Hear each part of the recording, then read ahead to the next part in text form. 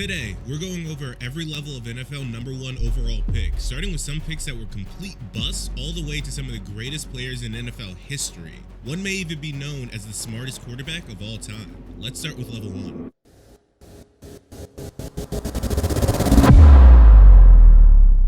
Level 1. Bust. We're starting with the biggest bust in NFL history and Jamarcus Rusell. Selected first overall by the Oakland Raiders in 2007, Russell's 7-18 record as a starter and 52% completion percentage over 3 seasons was catastrophic. His 4,083 passing yards and 18 touchdowns against 23 interceptions shows he never developed as a starting QB. What makes Russell's bust status legendary is his complete lack of work ethic and professionalism. Reports of him not studying film, showing up out of shape, drinking lean, and lacking basic football knowledge made him a symbol of wasted talent and poor character evaluation. The Raiders gave Russell a massive contract as a number 1 overall pick, making his failure even more damaging to the franchise. His inability to perform basic quarterback functions despite his physical gifts represents one of the worst talent evaluations in draft history. Someone else who had all the physical gifts but couldn't put it together was Jeff George. Jeff George was drafted first overall by the Indianapolis Colts in the 1990 NFL Draft. Coming out of Illinois, he was known to have an absolute rocket of an arm. The early signs were somewhat promising in his rookie season. He was third in Rookie of the Year voting, threw for 16 touchdowns and over 2,100 yards in just 12 games. But the wheels would quickly fall off. The thing is, George wasn't a bad QB, he just wasn't mentally ready for the NFL. His career record was a dismal 46-78 as a starter with a 58% completion percentage. Despite playing 12 seasons and throwing for over 27,000 yards, he never lived up to his number 1 overall pick expectations, constantly moving between teams and failing to establish himself as a franchise quarterback. He would argue with teammates and bump heads with head coaches, all while throwing awful interceptions on top of that. Someone who actually seems to get along with a lot of his teammates and they seem to like him too, but also throws some of the worst interceptions you've ever seen, is Bryce Young. Bryce Young was drafted first overall by the Carolina Panthers in 2023, and his rookie season was brutal. In 16 games, Young went 2-14 as a starter with terrible numbers across the board.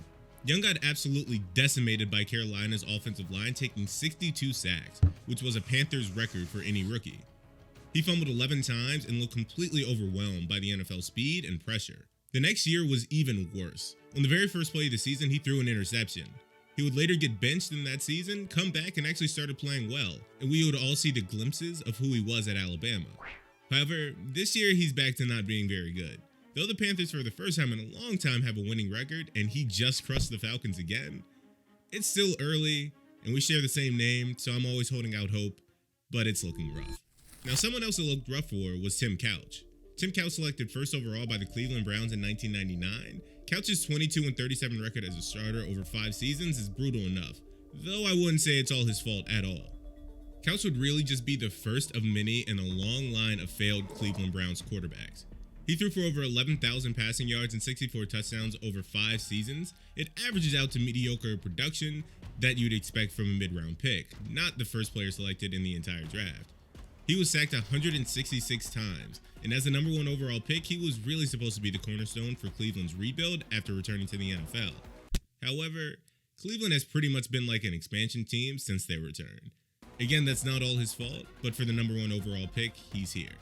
To round out this crew, we have another expansion team martyr and David Carr. David Carr might be the number 1 leader in the Not His Fault Club. He was the Texans' first ever pick in 2002. And again, I wouldn't say it's all his fault by any means. The Texans fielded what many considered potentially the worst offensive line in NFL history during his tenure. Carr was sacked a record 76 times in his rookie season alone. David Carr would finish with over 14,000 passing yards since he would stick around for a while, but he was never really viewed as a starter again after his time with the Texans. Not all his fault, but still in bust category. These guys were truly some pretty bad draft picks that not only didn't help the franchise, but actually set them back. But in level 2, these players were actually pretty good to potentially great. However, injuries completely ruined them. Level 2. Injuries. Some of these guys were truly special, but too many injuries forced him to retire early, starting with the most known, Andrew Luck. Now, strictly off his peak in talent, Andrew Luck would be at least level 5, but his highs never could be sustained because of that war criminal named Ryan Grigson. Luck was drafted first overall by the Indianapolis Colts in the 2012 NFL Draft. The Colts had a whole suck for luck campaign in the 2011 season. They went 2-14 and won the sweepstakes for the most hyped QB since another Colts legend we'll get to a bit later. Luck showed immediate promise. He threw for over 23,000 yards and 171 touchdowns with a 53-33 record as a starter. However, constant injuries plagued his career: shoulder problems, lacerated kidney, torn abdominal muscle, and concussion issues. After missing the entire 2017 season with shoulder surgery, he made a comeback in 2018, winning Comeback Player of the Year. But the physical and mental toll forced his shocking retirement at just 29 years old in 2019. A player who had the talent to be much higher before the injuries is Bo Jackson. See, I was going to put Bo Jackson level 1 because he refused to play for the Bucs, so I didn't really know where to put him because he's really a 7th round pick. I don't know, it's weird. But this section I think makes a lot of sense. Bo Jackson was originally drafted first overall in the 1986 draft by the Tampa Bay Bucs. He refused to play for them and decided to play baseball instead. Then Al Davis drafted Bo the next year and he decided to play for the Raiders. Jackson played just 38 games over 4 seasons but was electric when healthy. He rushed for over 2,700 yards on 515 carries with a 5.4 yards per attempt average and 16 touchdowns. The career-ending hip injury occurred during the 1991 playoff game against Cincinnati. Despite this short career, he made the Pro Bowl in 1990 and finished second in Offensive Rookie of the Year voting in 1987. A player who actually won Rookie of the Year but then only ever played one more full season was Sam Bradford. Sam Bradford, the Oklahoma legend, was drafted first overall by the St. Louis Rams. A picture-perfect-esque QB motion and release, he was supposed to be Jared Goff before the Rams actually got Jared Goff, who we'll get to later. Bradford won Offensive Rookie of the Year in 2010, throwing for over 3,500 yards and 18 touchdowns. However, multiple knee surgeries, including torn ACLs in 2013 and 2014, plus shoulder and ankle problems plagued him. Despite flashes of brilliance like his 71% completion percentage in 2016 with Minnesota, he finished with a disappointing 34-48-1 record as a starter before retiring. You have a D lineman here in Steve Entman, also taken with the first overall pick, this time by the Colts in 1992. He lasted 6 seasons in the league but didn't get a second contract with the Colts. Only recorded 3 or more sacks once in his career and played on 3 different teams. Inman missed a total of 30 games due to multiple injuries, including a torn patellar tendon during his second year with the team. It seemed as though he never fully recovered from that injury and he was gone by the end of the 1997 season. We also have another D lineman in Courtney Brown, taken with the first overall pick in the 2000 draft by the Cleveland Browns. His first year, he did have a decent rookie year, 4.5 sacks, and came 4th in Defensive Rookie of the Year voting. But in year 2, he got injured and only played 5 games. After that, he struggled to consistently stay on the field. He never played a full season again, though he did have 6 sacks in 2003. He was out of the league by age 27 in his 6th season. Jake Long was also never the same after his 6th year. Drafted first overall in the 2008 NFL draft class, Jake immediately came in and became a Pro Bowl player in his rookie season. He made second-team All-Pro in year 2 and first-team All-Pro in year 3. Injuries would eventually get to him, though, with 2 back-to-back torn ACLs, and then career-ending one with the Vikings in 2016, tearing his Achilles. It was really unfortunate because his peak could have been one of the best we've ever seen. Same goes with this last person, because to round out this crew, we have Barry Sanders before Barry Sanders and Billy Sims. Billy Sims, much like Andrew Luck, would have been much higher had his career not been cut short to devastating injury. Sims was drafted number 1 overall by the Detroit Lions in 1980 and had an exceptional start, winning Offensive Rookie of the Year with over 1,300 rushing yards and 16 total touchdowns. He made 3 straight Pro Bowls and led the Lions to back-to-back playoff appearances. However, on October 21st, 1984, his career ended abruptly with a devastating knee injury. He finished with over 5,100 rushing yards in just 5 seasons for his career. You have some other guys like Kajana Carter and George Rogers here as well. These guys are all ruined by their bodies, unfortunately breaking down on them. However, in these next crew, these guys are healthy. They're just okay for first overall picks. Level 3. Okay. Here we're starting with one of the most hyped QB prospects since Luck and Trevor Lawrence. Trevor Lawrence was supposed to be next up, the prince who was promised, but he's been just meh. Jacksonville drafted him first overall in 2021, and since, Lawrence has a 25-39 record through 4 seasons with over 15,000 passing yards, 79 touchdowns, and 53 interceptions. Despite his poor record, Lawrence has shown flashes of talent that made him the consensus top pick. His 2022 Pro Bowl season really demonstrated he can play at a high level, and he's proven he can lead comeback victories and perform in clutch situations sometimes. but he's definitely underwhelming, partly because of the hype, and also just not being very good. His 2025 season started out really hot, and it's died down ever since. Jameis Winston was also a number 1 overall pick in the 2015 NFL class. He was okay for the Bucs, a lot of ups and a lot of downs. He was good enough to throw for over 5,000 yards, but he's also going to throw 30 interceptions when doing it. He came second in Offensive Rookie of the Year voting in that 2015 season and was able to make a Pro Bowl. He's bounced around the league ever since leaving Tampa after that 30 for 30 season, playing with the Saints, Cleveland, and now for the Giants. For a number 1 overall pick, he's been mid at best. Same went for Eric Fisher. Eric Fisher was the number 1 overall pick in the 2013 NFL draft class. With Lane Johnson going just a few picks later, Fisher was seen as taking the wrong guy, though he did have a 10-year career. He made a few Pro Bowls, one in 2018 and the other in 2020 once the Chiefs started their dynasty run. He was never a top tackle in the league, but he did stick around and was serviceable for a long time. However, for the number 1 overall pick as a tackle, you wanted more than just a few Pro Bowl appearances. You also wanted more out of Kyler Murray as well. Kyler Murray was selected first overall by the Arizona Cardinals in 2019 as the smallest QB taken ever at that time. At just 5'10" and over 200 pounds, many questioned whether his size would really translate to the NFL, and it's definitely played a factor. But even with that, when he's out there, he's actually pretty electric on some Sundays. The problem is some Sundays. He can have a month-long stretch to where he can play excellent and look like an MVP candidate, and then 2 months straight of pure garbage. Murray's 2021 was particularly impressive though, throwing for over 3,700 yards and 24 touchdowns while adding 423 rushing yards. He led the Cardinals to an 11-6 record in their first playoff appearance since 2015. However, in more recent seasons, he's been just okay. Up to the current 2025 season when he's been mostly injured and seemingly like he got benched for Jacoby Brissett.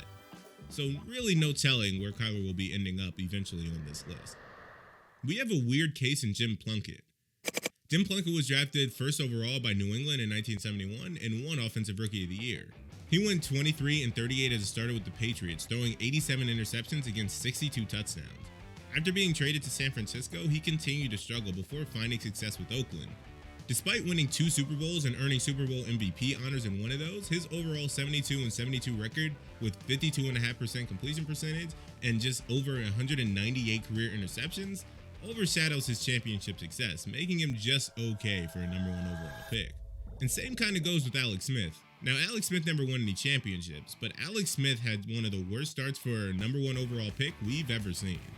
He'll always be known as the QB taken over Aaron Rodgers. Smith was drafted number 1 overall by the San Francisco 49ers in 2005 and struggled early with a 2-5 rookie record and a 40.8 passer rating.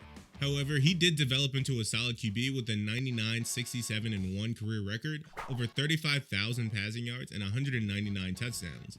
He made a few Pro Bowls, won 2020 Comeback Player of the Year, and had some really good seasons with Andy Reid and the Chiefs down the stretch. In the next row, we get to some guys who are actually pretty good. But before we go, about 98% of you all are not subscribed to the channel.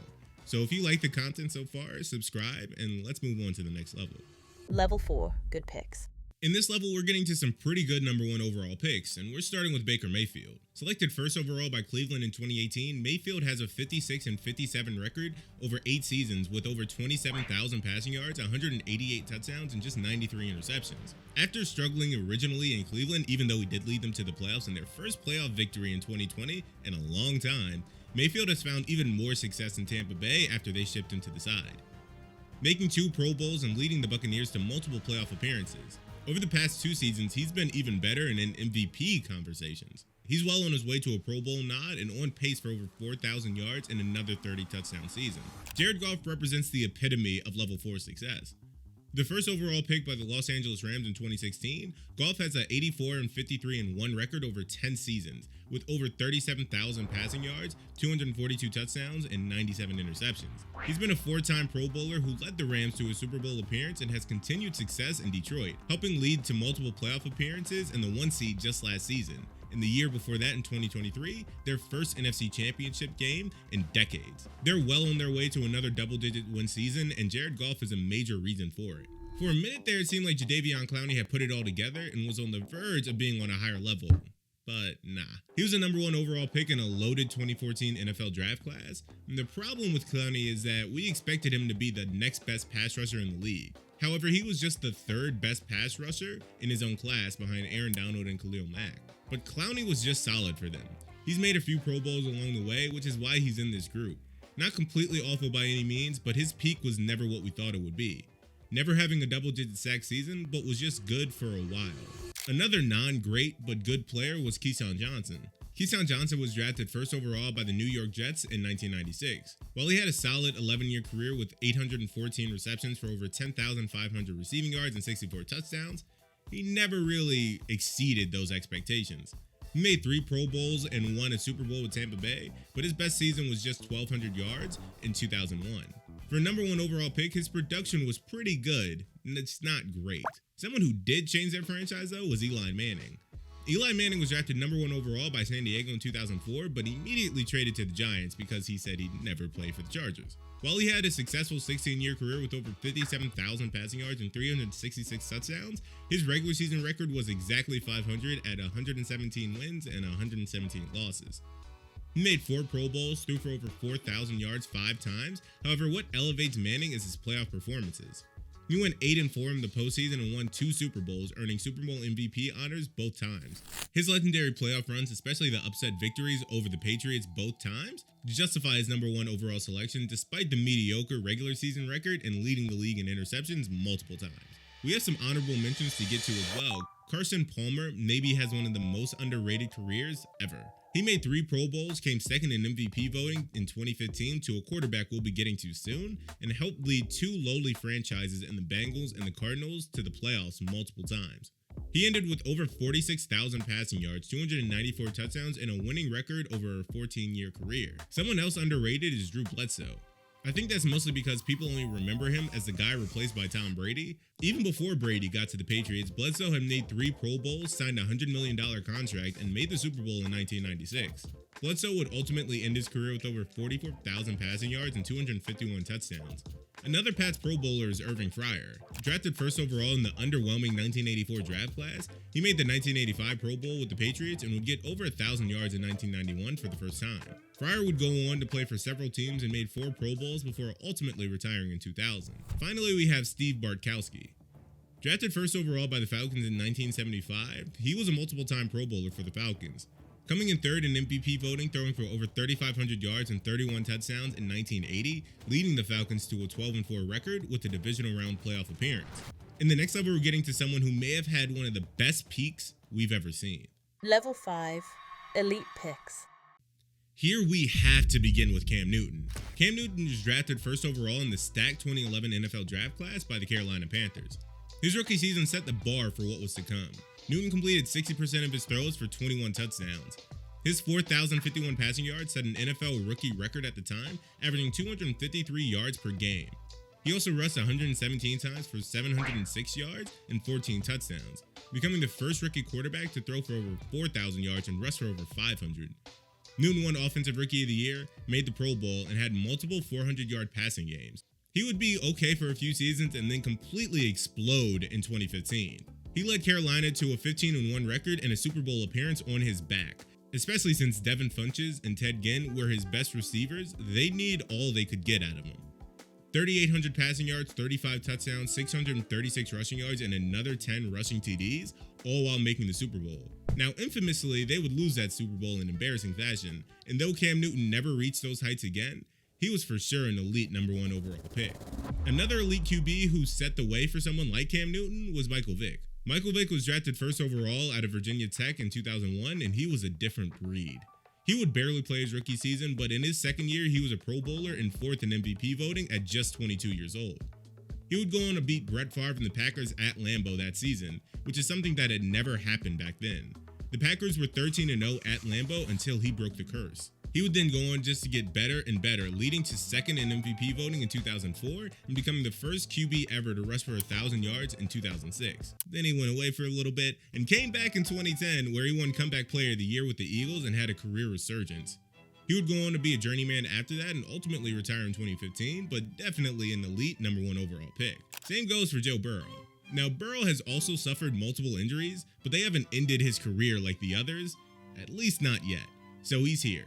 Joe Burrow was drafted first overall in the 2020 NFL draft class after his historic 2019 season at LSU. Despite missing time due to significant injuries, he's compiled a 40-31-1 record with over 19,000 passing yards, 142 touchdowns, in just 71 games. Burrow has won Comeback Player of the Year twice and made multiple Pro Bowls. Most importantly, he led Cincinnati to their first Super Bowl appearance since 1988, in just his second season, proving he's a franchise-changing quarterback who transforms teams into contenders. He just needs to stay on the field. Another Comeback Player of the Year winner is Matt Stafford. Stafford was drafted number 1 overall by Detroit in 2009 and won 2011 Comeback Player of the Year, throwing for 5,000 yards and 41 touchdowns. He's compiled a 116, 115, and 1 career record with over 62,000 passing yards and 404 touchdowns over 17 seasons. Despite years of mediocrity in Detroit, he proved his elite status by winning the Super Bowl with the Rams in 2021. He's made 2 Pro Bowls, ranks 9th all-time in passing yards, and leads all active QBs with 50 game-winning drives and 39 fourth-quarter comebacks.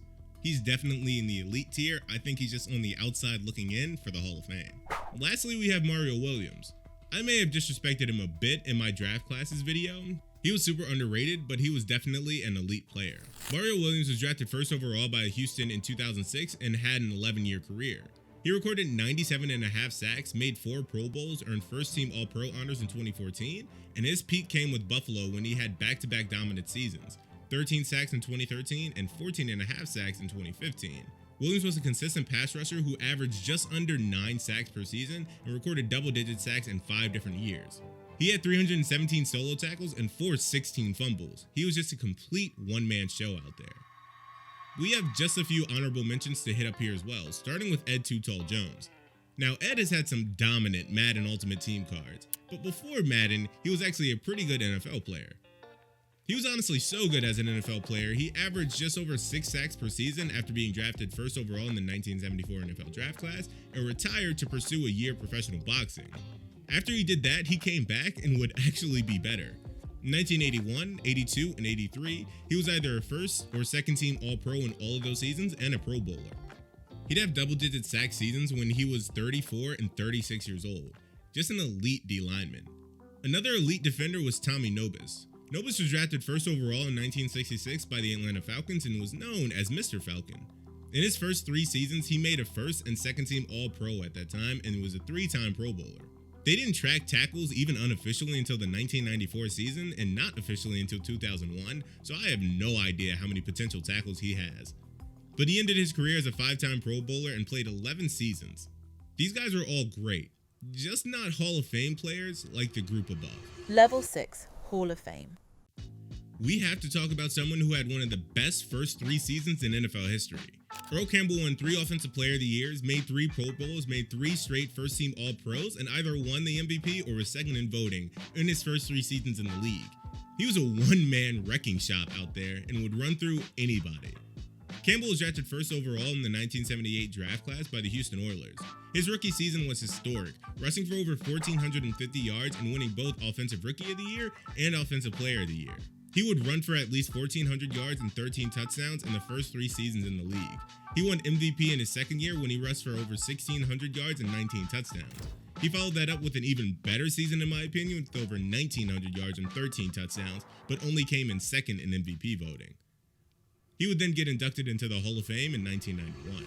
Myles Garrett was a defensive end from Texas A&M who was selected first overall in the 2017 NFL draft class by the Cleveland Browns.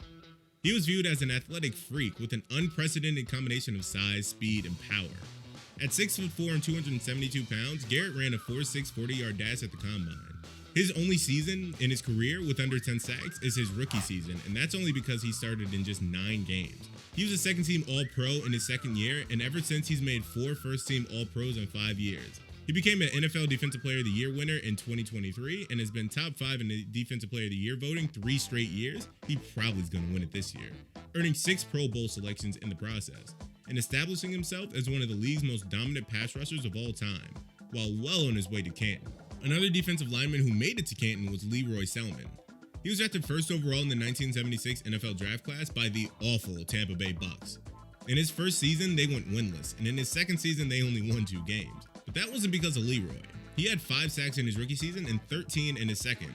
Selman had a Hall of Fame career with 78.5 sacks over 9 seasons, making 6 Pro Bowls and earning first-team All-Pro honors in 1979.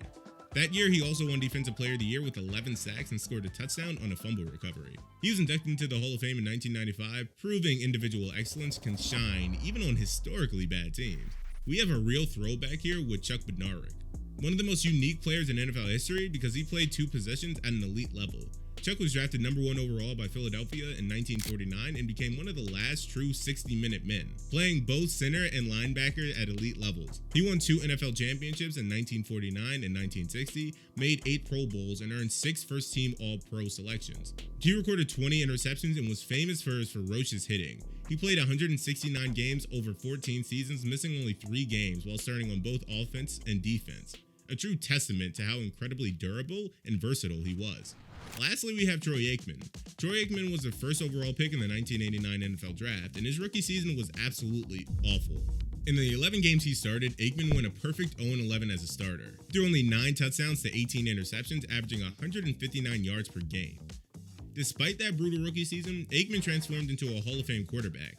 He finished with a 94-71 career record, over 32,000 passing yards, and 165 touchdowns with a 61.5% completion percentage. Most importantly, he won 3 Super Bowls and earned Super Bowl MVP honors in one of those. He made 6 Pro Bowls and was inducted into the Hall of Fame in 2006. We also have Paul Hornung, Ron Yardy, and Bill Dudley here as well. These guys were all-time Hall of Fame number 1 overall picks, just not the best like the top group. Level 7, the best. These are the best number 1 overall picks ever. Peyton Manning, Orlando Pace, Bruce Smith, Terry Bradshaw, John Elway, and OJ. The Juice was drafted number 1 overall by Buffalo in 1969 and became one of the greatest running backs in NFL history.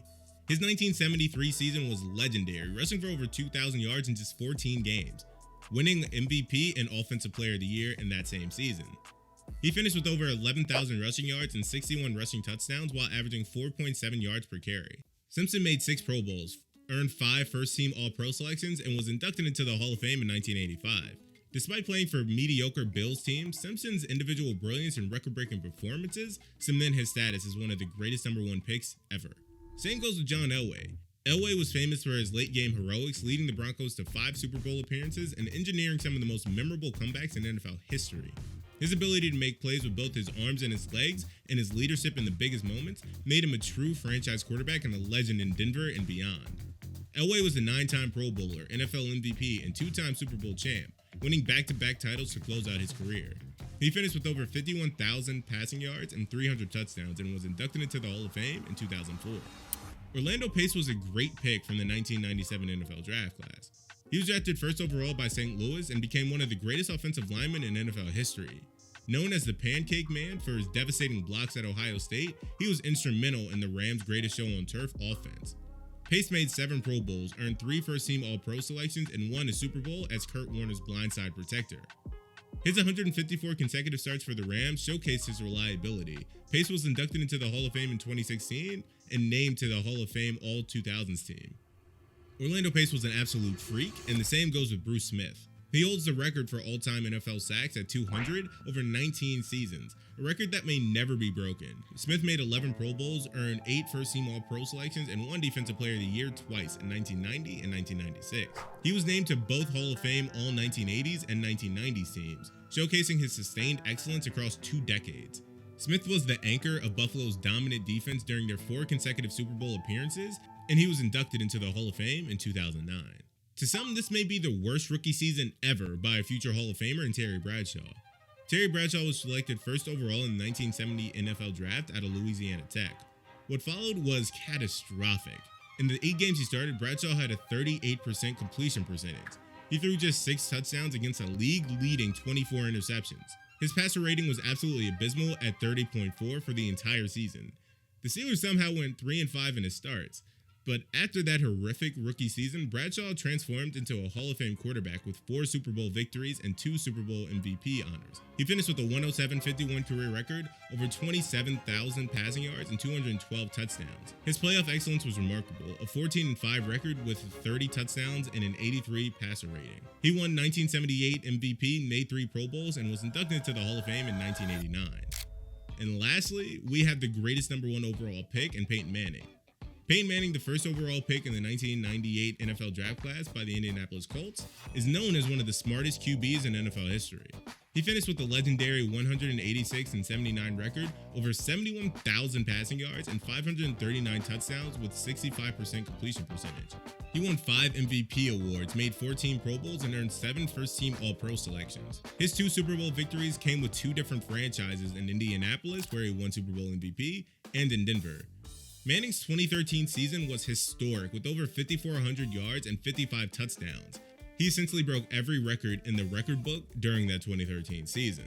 He was inducted into the Hall of Fame in 2021 and is widely known as a top 5 QB in NFL history. And so there you have it, the 7 levels of number 1 overall picks. Subscribe if you're new, and thanks for watching.